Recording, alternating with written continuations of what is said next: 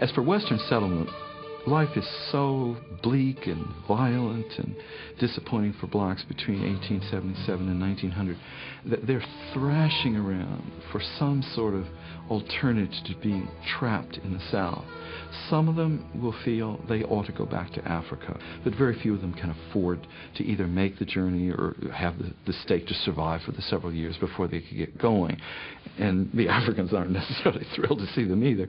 A larger number of people will decide that they ought to go west. They ought to go into the undeveloped territories like Colorado and Nebraska, the Dakotas, Arizona, New Mexico even, reasoning that there are fewer white people there and that if they got some distance away from white communities they could develop. But you know, they make this decision at a time when the white community is turning with tremendous energy to move in, to settle and to conquer and develop those regions, and which whites are really destroying the Indian nations as people who are unfit to occupy that territory. So that's fairly hopeless also.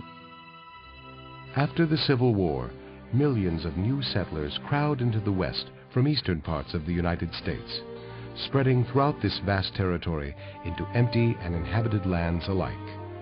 Most of the new settlers are native-born, but over 2 million are European-born immigrants.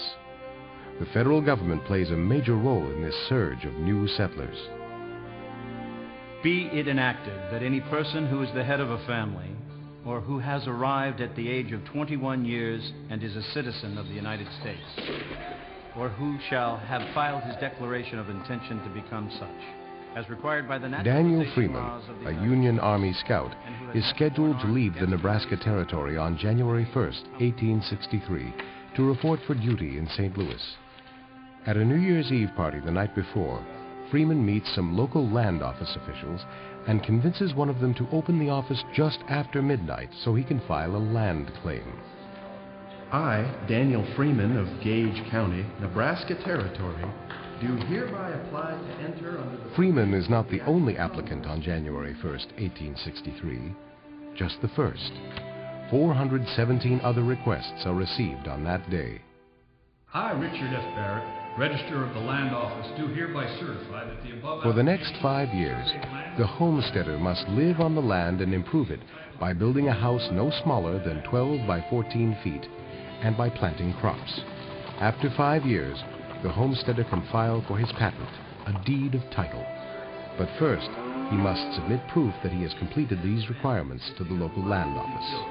That said Daniel Freeman has built a house thereon, part log and part frame. Daniel Freeman is granted title to the land that he and his family and the next generation of Freemans will occupy and continue to improve.